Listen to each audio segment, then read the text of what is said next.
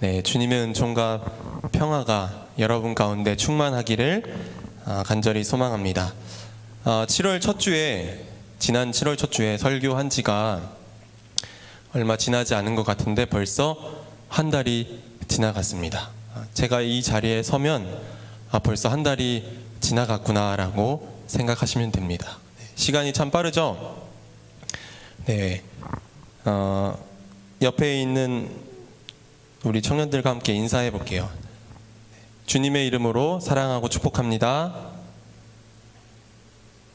네, 또 이렇게 인사해 볼게요. 잘 지냈니?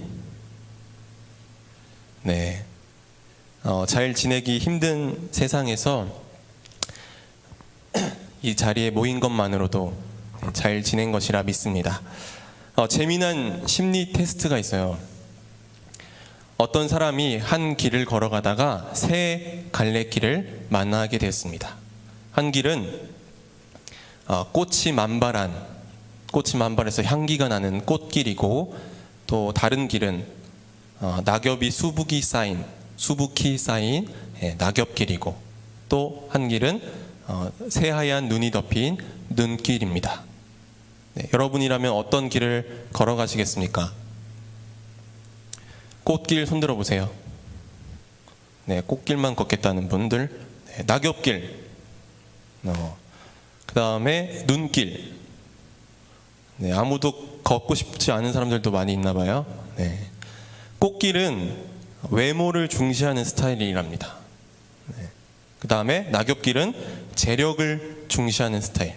눈길은 성격과 성품을 중요하게 여기는 스타일이라는데, 저는 눈길을 택했는데 맞는 것 같기도 하고 아닌 것 같기도 하고, 네, 그렇습니다.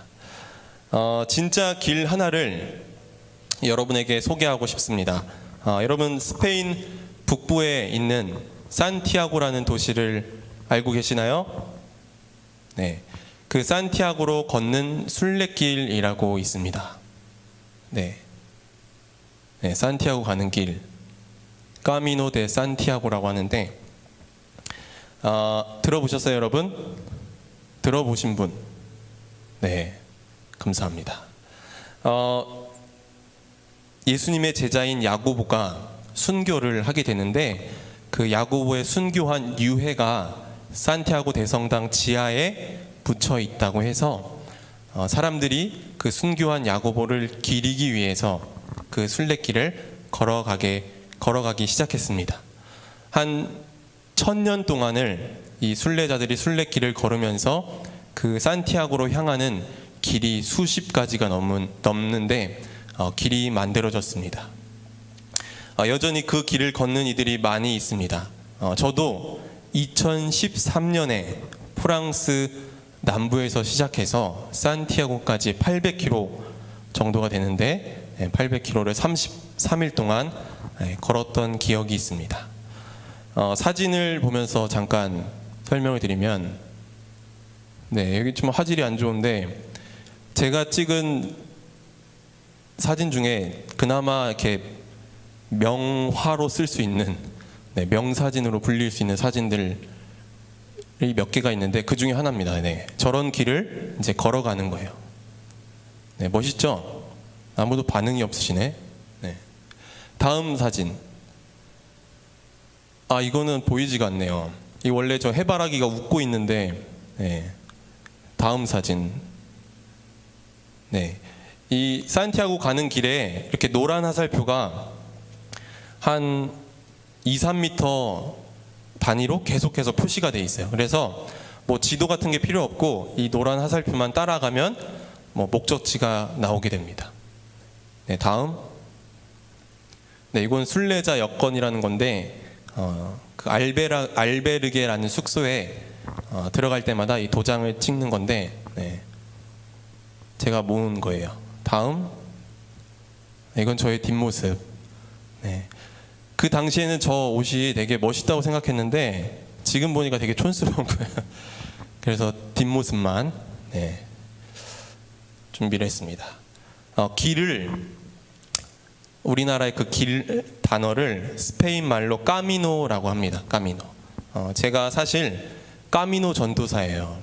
제 지인들을 벌써 한 5명 정도를 제가 이 산티아고에 보냈습니다. 네. 제가 아직도 이 까미노 이야기를 하면 밤을 새워서 이야기를 할 수 있어요. 제 인생에서 가장 행복했던 시간을 고르라고 한다면 바로 이 길을 걷던 때입니다. 그런데 제가 그때 걸으면서 거듭해서 제 자신에게 했던 질문은 나는 앞으로 어떻게 살아야 할까라는 그런 질문을 이렇게 하면서 계속해서 길을 걸었습니다.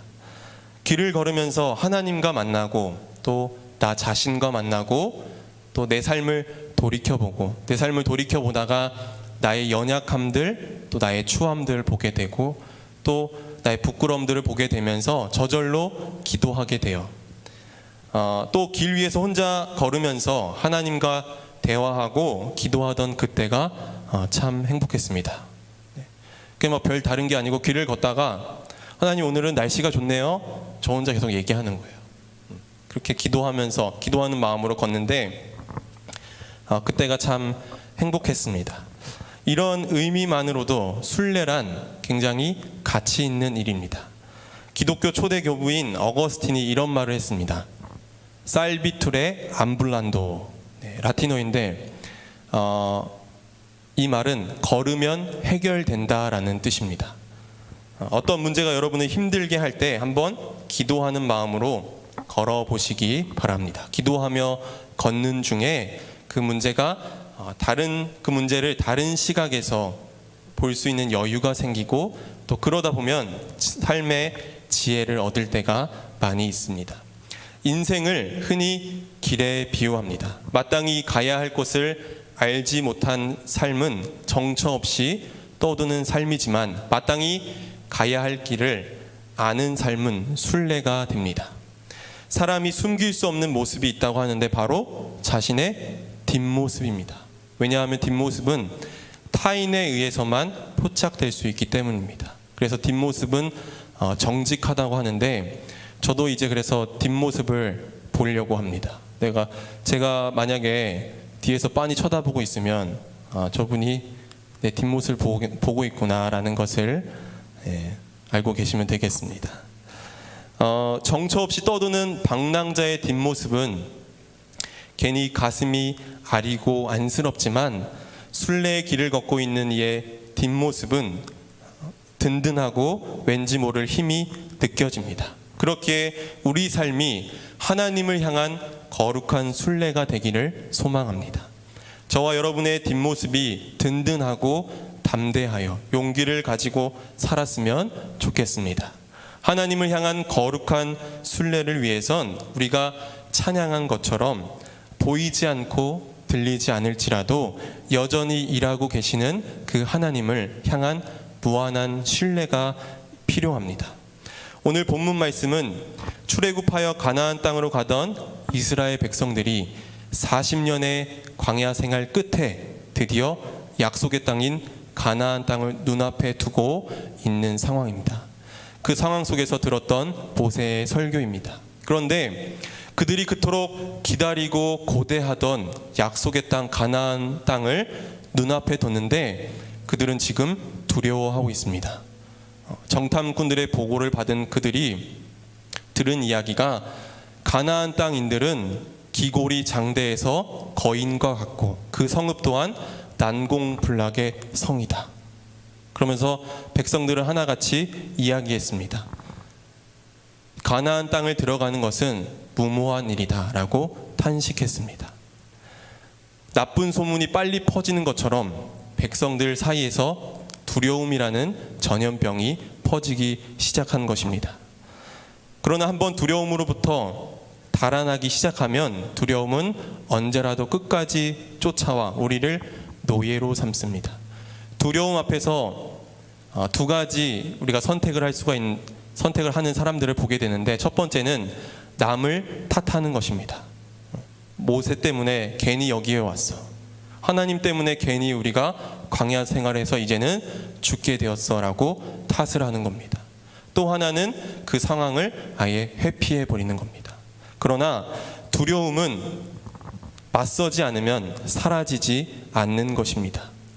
모세는 두려워 떠는 백성들에게 그들을 무서워하지도 말고 두려워하지도 말라고 말합니다.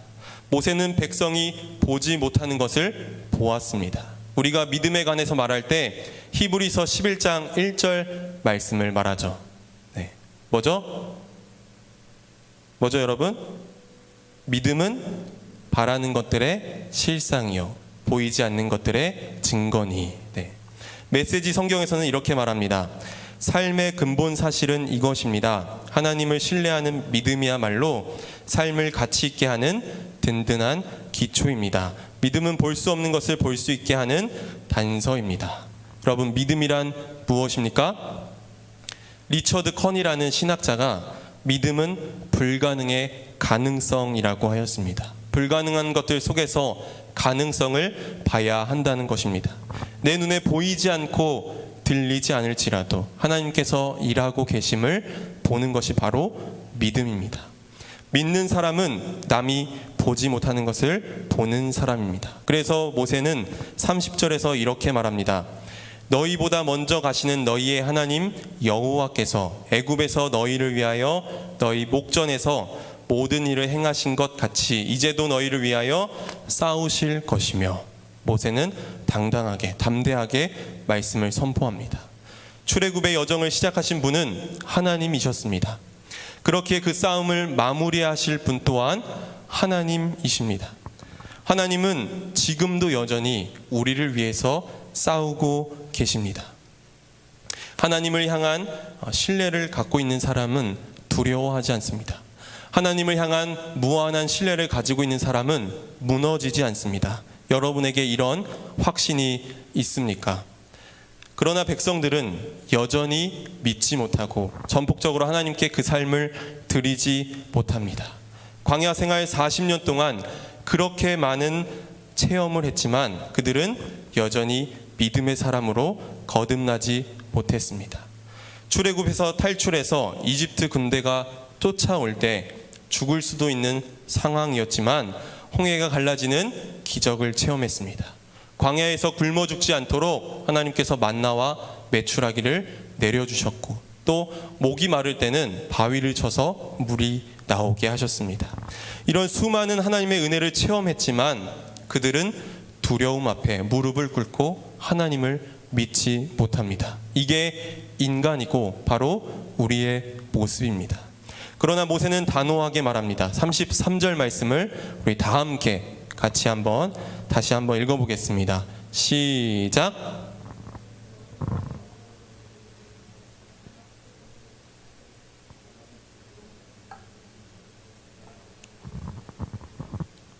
네, 아멘. 그는 너희보다 먼저 그 길을 가시며 장막 칠 곳을 찾으시고 밤에는 불로 낮에는 구름으로 너희가 갈 길을 지시하신 자이시니라. 아멘. 저는 이 말씀을 읽으면서 정말 마음에 큰 울림이 있었습니다. 하나님은 우리보다 앞서서 길을 예비하고 계십니다. 우리가 어떤 일을 계획하고 추진하기도 전에 하나님은 이미 우리의 길을 만들고 계신다는 것입니다. 여러분의 삶을 오늘 이 시간 돌이켜 보시길 바랍니다. 내 삶을 돌이켜보면 참 신비하다는 것을 깨닫게 됩니다. 하나님은 내가 어렵고 힘든 상황에 처할 때마다 도울 사람들을 붙여주셨습니다. 내가 갈 바를 알지 못해서 불안하고 두려워 떠는 그때에도 길을 열어주셨고, 내가 갈등의 관계에 있을 때 어떻게 화해할지 몰라서 당황할 때에도 하나님께서 이미 그 사람의 마음을 만져주셔서 화해의 길로 인도하셨습니다. 여러분의 삶을 돌이켜보시길 바랍니다. 제가 불꽃교회에 오기까지 결코 쉽지 않은 많은 일이 있었습니다. 저의 원래 계획이 목사 안수를 받으면 제 와이프랑 유럽으로 성지순례 겸 여행을 가려고 했는데 못 갔죠. 만약에 지금 계획대로 갔다면 저는 스위스 알프스 산속에 어느 멋진 호텔에서 있었을 텐데 못 갔습니다. 언젠가 다시 가게 될 날이 있을 거라 믿는데, 제가 안수받기 전에 감사하게도 지금 교목으로 있는 페이스튼 국제학교에서 연락이 왔어요. 학교에서 사역한다는 것을 전혀 생각지는 못했는데 하나님께서 그렇게 인도하시더라고요. 문제는 학교에서 사역을 하려면 제가 감리교 법상 소속되어 있는 교회가 필요한데 이 소속 교회를 구하는 것 때문에 제가 참 마음고생을 많이 했습니다.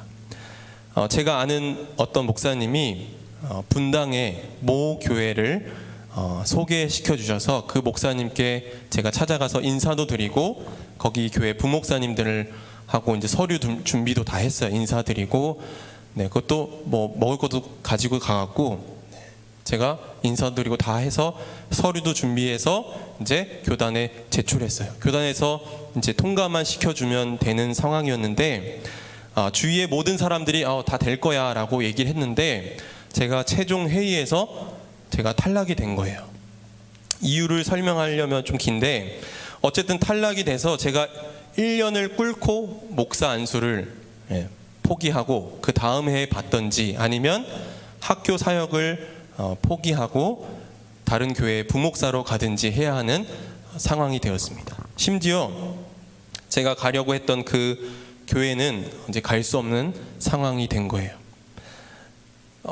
제가 하나님께서 분명히 나를 학교 사역으로 인도하신 게 맞는데 왜 나에게 이런 시련을 주셨을까 막 고민하고 불안해하는 그때에 아는 목사님께서 전화하셔서 페이슨 학교가 불꽃교회에서 인준을 받아 시작된 것이니 불꽃교회에서 허락을 해준다면 그곳에서 행정 처리를 하면 될 것 같다 이렇게 말씀하신 거예요.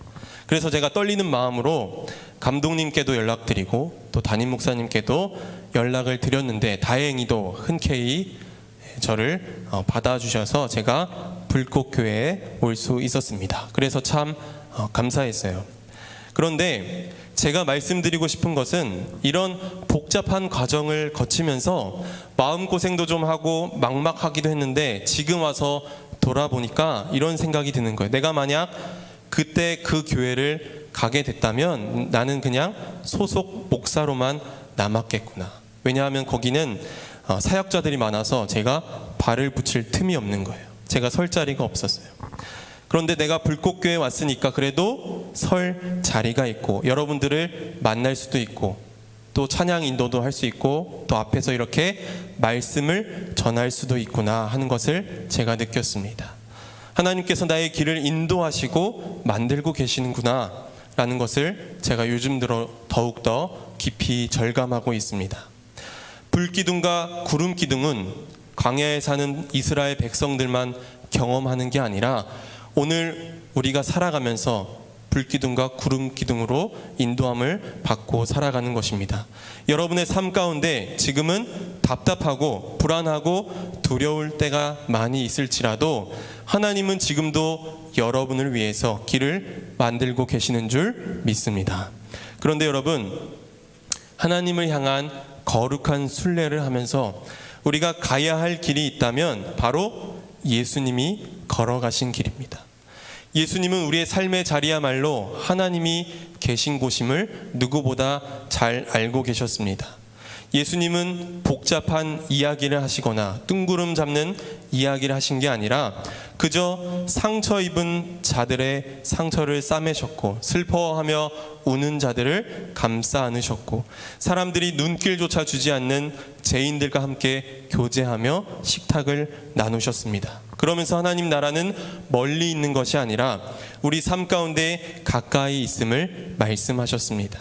예수님은 그렇게 자신의 길을 걷고 또 걸으시면서 길이 되셨습니다. 그 길은 생명에 이르는 길입니다. 예수를 믿는다는 것은 자기의 삶의 길을 정했다는 말입니다. 예수를 믿는다는 것은 그 길이 진리라는 것을 내 머리로만 알고 있는 것이 아니라 어떠한 고난이 닥쳐올지라도 어떤 상황이 올지라도 내가 믿음으로 그 길을 끝까지 걸어가겠다는 결단입니다. 우리가 성경을 읽어보면 예수님의 발걸음이 닿는 곳마다 놀라운 일이 일어났습니다. 병자가 낫기도 하고 또 귀신 들린 사람들이 온전해지기도 하고, 낙심했던 사람들이 희망을 얻고, 또 막힌 담이 허물어지는 역사가 일어났습니다. 이제 그 길을 우리도 걸어야 합니다. 내가 있는 삶의 자리에서 나를 통하여 마음의 상처를 입은 사람들이 회복함을 얻어야 되고, 내가 나를 통하여 갈등 관계에 있는 사람들이 화해하게 되고, 또 나를 통하여 다른 사람이, 하나님을 믿지 않는 사람들이 하나님이 누구이신지를 알게 되고, 나를 통하여 주님의 이름이 높임을 받는 그런 놀라운 역사가 일어나야 할 줄 믿습니다. 저와 여러분의 발걸음이 닿는 곳마다 생명의 기적이 일어나야 합니다. 우리는 예수가 길이라고 고백하면서도 먼저 그 길은 걸으려 하지 않습니다.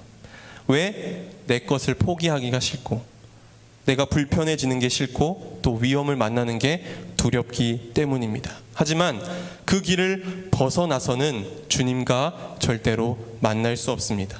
우리가 서 있는 자리가 어디든 그곳에서 하나님께서 기다리고 계시고 우리의 길을 만들고 계시는 줄 믿습니다. 우리가 서 있는 삶의 자리에서 하나님이 계심을 믿고 그분의 인도하심을 신뢰하면서 예수님이 가신 그 길을 믿음으로 따라 나가는 저와 여러분이 되기를 간절히 소망합니다.